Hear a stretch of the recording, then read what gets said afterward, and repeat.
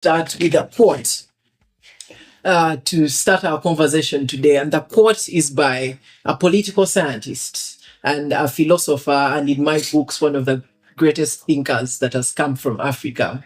And I will allude to that based on your conversation. You have had a conversation about politics, science, religion, and quoted Newton, Einstein, the Pope, and barely an African. But we shall get to that.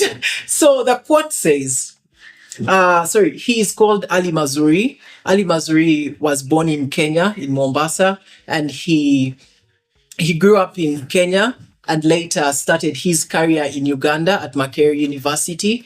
And during a means time, he left for the US, where he taught at Stanford, he taught at Columbia University, and I think he got also a doctorate from Oxford. And one of the greatest things that he did is a docuseries on what it means to be Africans. I think it's called The Africans, Triple Heritages. And this quote that I'm going to read is from his works. It says, "It can be said that Africa invented man. The Semites invented God, and the Europeans invented the world, or at least the idea of the world." That is Ali Mazrui. I'll read it one more time. "It can be said that Africa invented man, the Semites invented God, and the Europeans invented the world, or at least the idea of the world."